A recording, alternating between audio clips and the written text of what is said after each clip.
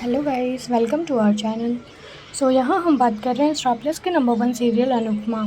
जैसे कि दिखाया जा रहा है, अनुपमा में जो भी प्रेम की सच्चाई है उसे अनुपमा जो है वो पूरे घर के सामने रिवील कर चुकी है। वहीं उसके बाद में जो प्रेम होता है वो भी सब कुछ सुनकर काफ़ी ज़्यादा शॉक्ड है, क्योंकि उसे बिल्कुल भी बिलीव नहीं होता है कि ऐसे कोई भी सच्चाई उसकी बाहर आएगी। वहीं पे अनुपमा जो है वो सबको चिल्ला चिल्ला कर बता रही है कि मुझे तो पता भी नहीं था कि ये प्रेम इतना भोला दिखता है, लेकिन इसने इतनी बड़ी सच्चाई और इतना बड़ा धोखा दिया है हमको। तुमको मालूम नहीं है कि तुम्हारे जो पापा हैं पराग कोठारी, वो मुझसे मिलने आए, मुझे फ़ोन किया था उन्होंने और मुझे तो लगा था कि वो मुझसे माफ़ी मांगने आए हैं, बट नहीं, मैं तो इतनी गलत थी कि मैं क्या बताऊँ। वहीं पे सब जितने भी घर वाले होते हैं वो भी काफ़ी ज़्यादा शॉक होते हैं। तब अनुपमा बताती है कि मैं आप लोग को पता है कि उन्होंने मुझसे क्या कहा। उन्होंने जैसे मुझे पता चला कि प्रेम उनका बेटा है, तो उन्होंने बोला कि यहाँ प्रेम के रहने, खाने और उसके देखभाल करने के लिए जितना भी खर्चा लगा है वो मुझे पैसों की कीमत दिखा रहे थे और इतने सारे पैसे ऑफ़र करके मुझे बोल रहे थे कि मैं प्रेम को उनके पास छोड़ दूँ, वो भी बिना किसी के साथ। तो मैं तुमसे हाथ जोड़ कर प्रार्थना करती हूँ कि अब तुम इस घर से निकल जाओ, क्योंकि अब तुम्हारी यहाँ पर कोई भी ज़रूरत नहीं है और तुमने इतना बड़ा धोखा और इतनी बड़ी सच्चाई तुमने छुपा कर रखी है, जिससे कि अब तुम पर ट्रस्ट करना बहुत ही ज़्यादा मुश्किल है। वहीं पे फिर उसके बाद में प्रेम जो है वो सब कुछ सुन रहा होता है। उसके बाद में राही जो होती है वो भी काफ़ी ज़्यादा नाराज़ हो जाती है प्रेम से, और फिर उसके बाद में राही जो है वो अपनी जो भी साइलेंट मोड होता है उससे एक्टिव होती है और फिर चिल्ला कर कहती है कि तुमने इतना बड़ा ट्रस्ट तोड़ा, अगर तुमको इतना ही झूठ बोलना था तो तुमने मुझसे शादी करने का वादा क्यों किया, और अगर तुमको इतना ही ज़्यादा प्रॉब्लम थी अपनी फैमिली से, तो फिर उनके पास तुम क्यों जाते ही, तो क्यों गए ही हम लोग के लिए। फिर वहीं पे फिर राही ने जो है वो प्रेम को ऐसा बोला कि अब तुम यहाँ से चले जाओ। उसके बाद में जो प्रेम होता है वो साइलेंटली सबकी बातें सुन रहा होता है और वो काफ़ी ज़्यादा अपसेट भी होता है। उसके बाद में क्योंकि कोई भी वहाँ पर उसे समझने का ट्राई नहीं करता है। इसके बाद में जो प्रेम होता है वो जा ही रहा होता है, तभी फिर वो रिटर्न आता है और चिल्लाकर सबसे बोलता है कि आप लोग को बस आप लोग का ही दिख रहा है। आप लोग ने ये नहीं पूछा कि मेरी क्या मजबूरी थी कि मैं इतने बड़े घर को छोड़कर यहाँ ऐसे राह चलते इंसान की तरफ भटक रहा हूँ, और मैं कभी भी किसी पे डिपेंड नहीं हुआ। मैं मानता हूँ कि मैंने बहुत बड़ा झूठ बोला, एक सच्चाई छुपाई, लेकिन उसके पीछे रीज़न भी तो है। मैं कहाँ कह रहा हूँ कि जो भी मैंने किया है वो एकदम सही किया है, लेकिन आप लोग तो उससे समझने के लिए भी ट्राई नहीं कर रहे हैं। वहीं पे जितने भी घरवाले होते हैं वो सबको एकदम ही शॉक होते हैं, क्योंकि किसी को वो समझ नहीं आ रहा होता कि ये चल क्या रहा है। वहीं राही जो होती है वो काफ़ी ज़्यादा परेशान होती है। उसके बाद में जो प्रेम होता है वो सबको चिल्लाकर बोलता है कि मैं अपने जो भी पराग कोठारी है, मेरे जो पिता है, मैं उनसे बहुत ही ज़्यादा नफ़रत करता हूँ, और इसलिए अगर राही ऐसे नाम बदल कर और सब कुछ छोड़कर घर से बाहर जा सकती है, तो फिर मैं क्यों नहीं। उसके बाद में जो राही बोलती है कि enough is enough, now just leave my house. उसके बाद में जो प्रेम होता है वो साइलेंटली सुन रहा होता है और बोलता है कि राही, तुम मेरी बात अंडरस्टैंड करने की तो ट्राई करो। उसके बाद में जो राही होती है वो कहती है कि तुम्हारे पास इनफ टाइम था बताने के लिए, और पराग कोठारी तुम्हारे पिता हैं, ये बताने में तुमको कितना ही टाइम लग जाता, ओनली 5 सेकेंड्स, लेकिन फिर भी तुमने ये बात आज तक मुझसे छुपा के रखी, क्योंकि तुमको ज़रूरत ही नहीं थी ये सब चीज़ें मुझे बताने की। और तुम जिस भी रिलेशन की बात कर रहे हो वो क्या झूठ के बेसिस पे स्टार्ट होती। वहीं पे फिर सब लोग जो हैं वो प्रेम को ब्लेम करने लगते हैं। तभी जो बापूजी होते हैं वो उसकी साइड लेते हैं और कहते हैं कि पहले ही आप लोग जितने भी एलिगेंस है वो सब कुछ प्रेम पर लगा रहे हैं, इससे तो बेटर है कि पहले उसकी भी कुछ चीज़ें सुन लिया जाए। वहीं दूसरी तरफ जो पराग कोठारी हाउस में जो पराग कोठारी होता है वो अपने जितने भी डायमंड होता है उन सबको देख रहा होता है, और फिर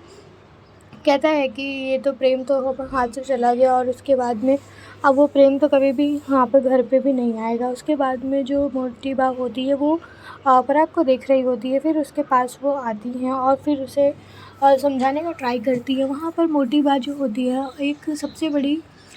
जो सच्चाई होती है उसे रिवील करती हैं और बताती हैं कि कैसे जो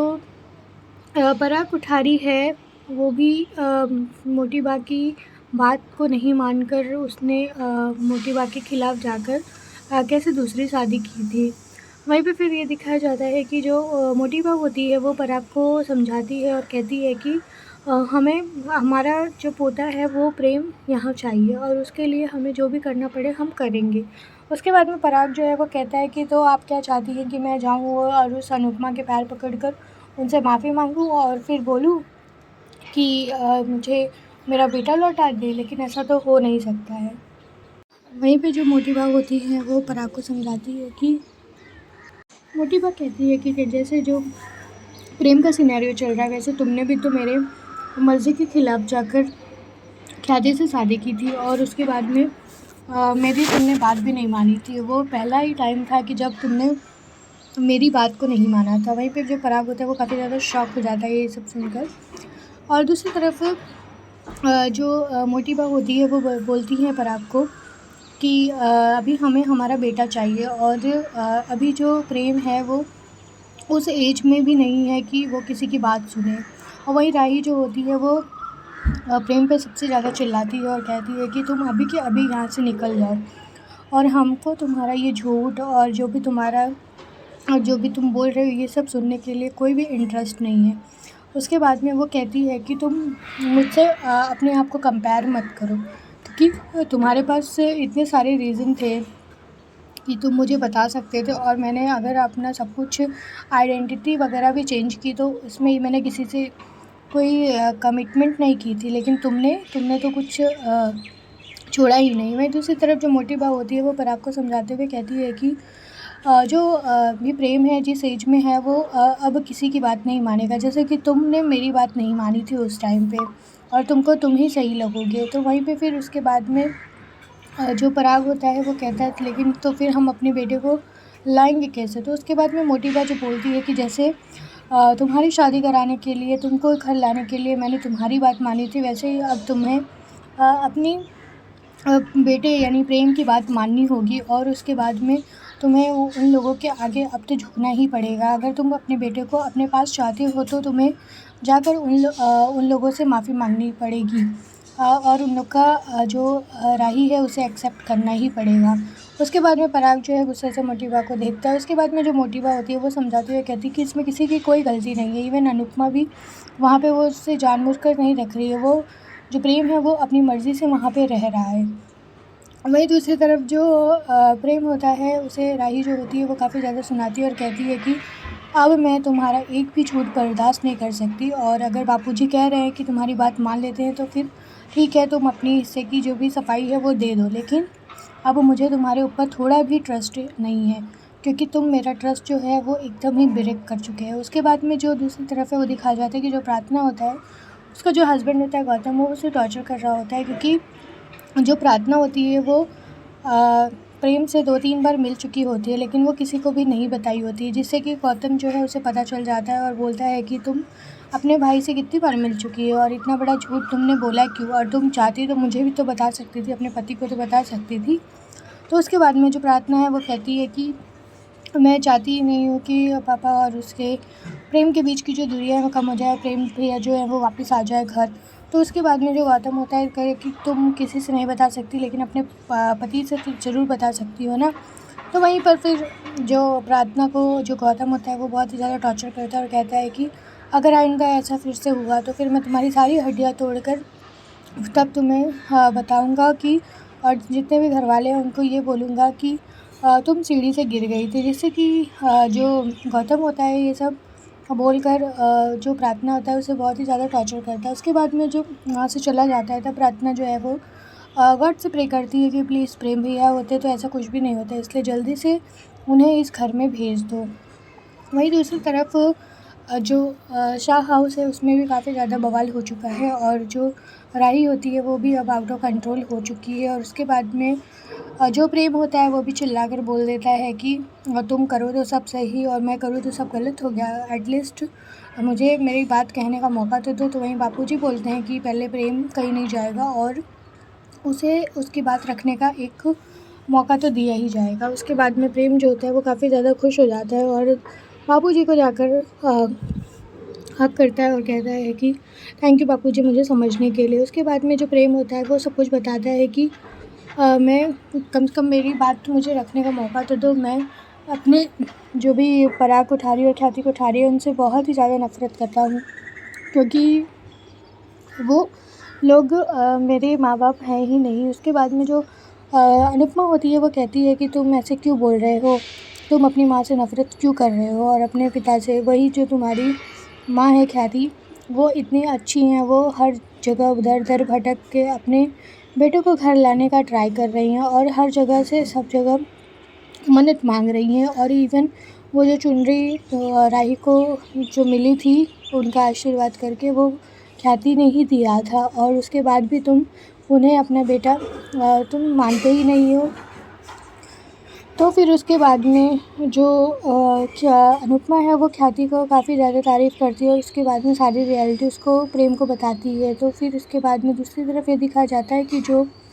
पराग का छोटा भाई होता है वो और उसकी जो भी वाइफ़ होती है, वो लोग बात कर रहे होते हैं कि प्रेम जल्दी से घर वापस आ जाए तो अच्छा। लेकिन जो देवरानी होती है वो कहती है कि वो यहाँ आकर करेगा तो भी क्या, और वो यहाँ ना आए तो ही अच्छा है। उसके बाद में उसका जो बेटा होता है राजा, वो एंट्री मारता है और कहता है कि मैं बिज़नेस संभालूँगा। और उसके बाद में जो उसके पिता होते हैं वो देखते हैं कि अगर प्रेम आ जाए तो फिर वो सब कुछ अच्छे से हो जाएगा। उसके बाद में जो मोटा भाई का जो भाई होता है छोटा वाला, वो कहते हैं कि सब लोगों ने ख्याति और पराग की शादी को भी तो एक्सेप्ट कर लिया था, वैसे ही सिमिलरली राही और प्रेम की भी शादी को एक्सेप्ट कर लिया जाएगा। उसके बाद में जो राजा होता है वो कहता है कि अरे पापा आप टेंशन मत लीजिए, बिज़नेस तो मैं संभाल लूँगा, उनको करने दीजिए जो कर रहे हैं। उसके बाद में जो अनिल होता है वो कहता है कि अरे बड़े भाई का होना बहुत ही ज़्यादा ज़रूरी है। उसके बाद में उसकी जो वाइफ़ होती है वो बहुत ही ज़्यादा उसको डांट मारती है और कहती है कि तुमको समझ में नहीं आ रहा है कि अगर बड़ा भाई आ जाएगा तो छोटा भाई जैसे तुम मुनीम की तरह बन के घूम रहे हो। वहीं दूसरी तरफ जो प्रेम होता है वो सब कुछ सच बताता है और कहता है कि जो गायत्री है वो मेरी असली माँ थी और ये जो ख्याति है ये मेरी असली माँ नहीं है और वो मुझे सिर्फ प्यार करने का दिखावा करती हैं। वहीं नेक्स्ट एपिसोड में ये दिखाया जाएगा कि कैसे जो पराग हाउस वाले होते हैं वो राही के लिए यहाँ हाथ मांगने कोठारी जो है वो हाउस आते हैं और राही को अपनी बहू मानने के लिए स्वीकार करने के लिए। तो आगे की लेटेस्ट अपडेट जानने के लिए do like share and subscribe this channel. Thank you.